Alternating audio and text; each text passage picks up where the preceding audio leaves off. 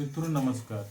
आपका मेरे YouTube channel पर स्वागत है और आप सभी को मकर संक्रांति की ढेर सारी शुभकामनाएं। जैसा कि हम नहीं जानते थे कि हमारे गुरुदेव हमको देखे हैं, आज उन्होंने देखा, इसके लिए गुरुदेव को बहुत बहुत धन्यवाद। हमारे गुरुदेव ने हमको हिंदी पढ़ने का तरीका बताया, कैसे पढ़ना है। 2018 से गुरुदेव के शरण में हम आए हैं, वहीं से हमारी हिंदी की शुरुआत हुई है। वहीं से हिंदी हमको पढ़ना है क्या नहीं पढ़ना है, वहीं से हम सीखे हैं। जो भी है गुरुदेव पर ही आश्रित है, उन्हीं का सहारा है।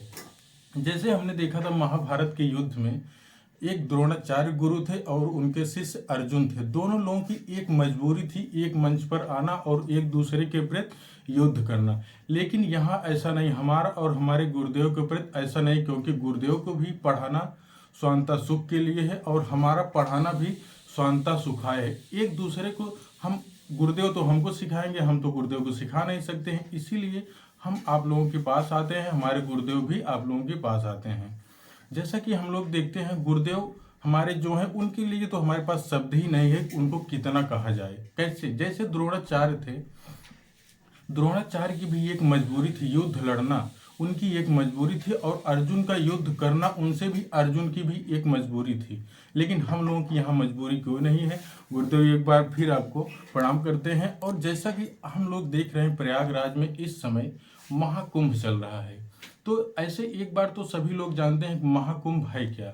ऐसे एक बार हम लोग इसके बारे में थोड़ी सी 5 मिनट में हम पूरा विस्तृत आपको बताते हैं कि महाकुंभ है क्या।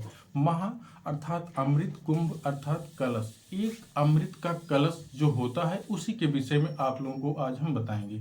जैसा कि एक दंत कथा है या सत्य कथा है, ईश्वर जाने, लेकिन हमको जो जानकारी मिली है कि एक बार दुर्वासा ऋषि इंद्र के पास जाते हैं।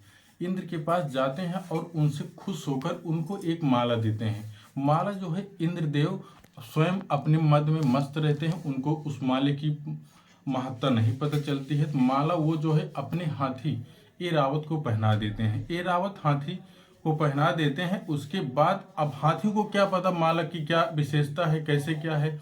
ऐरावत हाथी उस माला को अपने पैरों से कुचल देता है। उसके बाद दुर्वासा ऋषि को जब पता चलता है कि हमारी माला को तोड़ दिया गया, दुर्वासा ऋषि क्रोध हो जाते हैं। क्रोधित होकर वो श्राप दे देते हैं कि जैसे आप अपने मद में मस्त हैं, इसी तरीके से आपका धीरे धीरे जो ऐश्वर्य है सब नष्ट हो जाएगा। धीरे धीरे तक ऐसे ही हुआ। धीरे धीरे देवताओं की शक्ति क्षीण होने लगी और असुरों की शक्ति बढ़ने लगी। तब ब्रह्मा जी के पास इंद्र जी, सीधी सी बात है, कुछ बात होती डायरेक्ट इंद्र जी जो है उनके ब्रह्मा जी के पास पहुंचते थे, ब्रह्मा जी विष्णु के पास पहुंचते थे। प्रक्रिया सेम यही है। इंद्र जी ब्रह्मा जी के पास, वे ब्रह्मा जी क्षीर सागर पहुंच गए विष्णु जी के पास। वहां से उन्होंने पूछा कि प्रभु क्या किया जाए। तब वहीं पर विष्णु जी ने एक मंथन करने की बात, वहीं समुद्र मंथन, आप लोग जानते होंगे समुद्र मंथन है क्या। समुद्र मंथन जब किया जाता है राक्षस और देवता के बीच में, जैसे विष्णु जी ने कहा कि राक्षस और देव दोनों मिलकर मंथन करेंगे, जो अमृत मिलेगा वही देवता पी लेंगे तो पुनः शक्ति इनकी वापस आ जाएगी। तो वहीं से बात होती है। उसके बाद जब ये एक मंदार पर्वत जो था वो मथनी का रूप काम करता है, जिससे मथा जाता है। और जो इलाहाबाद में नाग बासुकी हैं, उन्हीं के रस्सी के रूप में बनाकर मथा गया। मथने के बाद उसमें से जब सबसे पहले तो हलाहल विष निकला। विष निकला तो हाहाकार मच गया चारों तरफ। वहां पर वो विष जो है शिव जी भोलेनाथ जो है धारण करते हैं, इसी से विष को धारण कर लेते हैं, तभी उनका नाम नीलकंठ पड़ जाता है, क्योंकि उनका कंठ जो है नीला हो जाता है। इसलिए दूसरे नंबर पर सुरभि गाय वहां से निकलती है। तीसरे नंबर पर एक उच्च श्रवा घोड़ा निकलता है। चौथे नंबर पर एक कौस्तुभी मणि निकलती है। 5वें नंबर पर लक्ष्मी जी आती हैं और 6वें नंबर पर धन्वंतर, आयुर्वेद के जनक धन्वंतर जी एक कलश लेकर आते हैं। उसके बाद जब कलश निकलता है तब देवता और मानव, देवता और राक्षस में युद्ध होना शुरू हो जाता है। लाजमी है, क्योंकि इस देवता चाहते थे हम अमृत का पान करें और देवता चाहते थे हम करें। तो यहाँ पर एक जैसे ये होता है कि इंद्र के पुत्र एक जयंत थे। जयंत जो है कलश को लेकर भाग जाते हैं। वहां भागते हैं, भागते समय वो 12 दिन लगातार उसको लेकर भागते हैं। अभी अब आपको बताए हैं 12 वर्ष बाद कैसे मनाया जाता है। 12 दिन तक लेकर भागते हैं, भागने के बीच में उनको एक उस कलश से अमृत जो है निकलता है, एक प्रयाग में गिरता है एक बूंद, दूसरा हरिद्वार में गिरता है, तीसरा उज्जैन में गिरता है और चौथा नासिक में गिरता है। वहाँ जाके गिर जाता है, तब उसी से वहाँ कुंभ मनाया जाता है। क्योंकि महाकुंभ की अगर बात होगी तो सबसे पहले महाकुंभ, क्योंकि एक हम लोगों की मान्यता है यहाँ का धरती का एक वर्ष और स्वर्गलोक का एक दिन एक बराबर होता है। 12 दिन जब लेकर वहाँ भागे थे, उसी के आधार पर यहाँ हर वर्ष के बाद महाकुंभ का आयोजन किया जाता है। कुंभ के भी 4 प्रकार हैं। एक कुंभ होता है जो 12 वर्षों में होता है, अर्ध कुंभ होता है जो 6 वर्षों बाद होता है, पूर्ण कुंभ 12 वर्ष के बाद प्रयाग में होता है। उसके बाद महाकुंभ जो इस बार लगा है, महाकुंभ 144 12 144 होता है। 144 वर्षों के बाद ये महाकुंभ लगा है।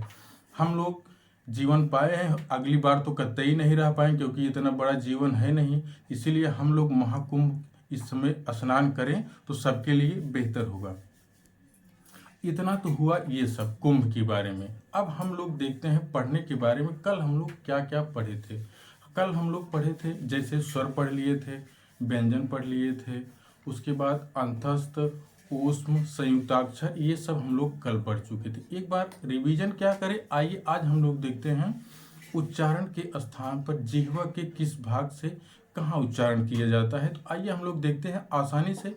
इंट्रोडक्शन में या शुरुआती क्लास में एक बार हमने आपको बताया था, लेकिन एक बार फिर आपको हम बताते हैं कहाँ। जैसे जिह्वा के अग्रभाग से जो उच्चारण किया जाता है अग्र स्वर कहेंगे, जो मध्य से वो मध्य कहेंगे, और पश्च से पश्च, जो पिछले भाग से उच्चारण होता है उसे पश्च स्वर कहते हैं। आइए हम लोग एक एक करके देखते हैं। अगर देखा जाए तो अग्रस्वर, अग्रस्वर, उसके बाद मध्य स्वर, उसके बाद पश्च स्वर। अब देखिए हम एक एक देखते हैं। जैसे देखेंगे इसमें हो जाएगा ई हो जाएगा, ह्रस्व और दीर्घ ई हो जाएगा, ए हो जाएगा और ऐ हो जाएगा। इसमें अग्रस्वर में पश्च में देखते हैं ह्रस्व आ हो जाएगा। उसके बाद हमको 2 याद करना है, तीसरा नहीं याद करना है। तीसरा याद करेंगे तो कंफ्यूज हो जाएंगे, इसलिए देख लेते हैं।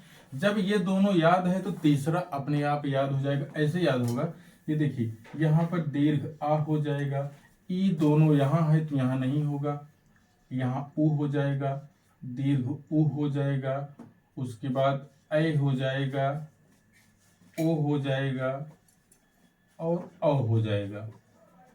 और इसके बाद एक आता है आगत आ। आगत आ को भी एक, क्षमा कीजिएगा, एक गलती हो गई थी। ए जब यहाँ है तो यहाँ नहीं होगा, इतने पश्च में हो जाएंगे। इसके बाद एक प्रश्न और बनता है, जीवा के आधार पर उसको भी हम देखते हैं। एक समृद्ध स्वर होता है, एक अर्ध समृद्ध, उसको भी देखते हैं। इसको मिटा देते हैं।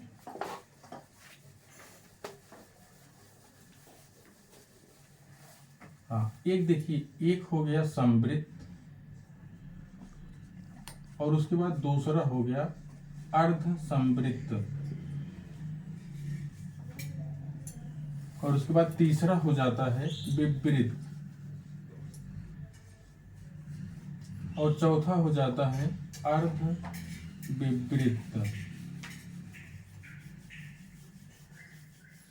अब देखते हैं हम लोग इसमें कौन कौन से आते हैं। यहाँ देखिए, यहाँ ऊ हो जाएगा, पहले ई हो जाएगा, फिर दीर्घ ई हो जाएगा, ऊ हो जाएगा और दीर्घ ऊ हो जाएगा। अब यहाँ देखते हैं अर्ध समृद्ध में ए हो जाएगा और ओ हो जाएगा, विपरीत में दीर्घ आ हो जाएगा, और नीचे हम लोग अर्ध विपरीत में देखते हैं। जैसे दीर्घ आ जितना यहाँ है इसमें यही नहीं होगा। ये देखिए ह्रस्व आ हो जाएगा, ई यहाँ है तो नहीं होगा, ऊ यहाँ है तो नहीं होगा, उसके बाद ए यहाँ है नहीं होगा, ऐ हो जाएगा, और उसके बाद औ हो जाएगा, और उसके बाद एक आगत आ हो जाएगा। इतना कि आज हम लोग इतना ही देखेंगे, बाकी कल हम लोग मिलते हैं।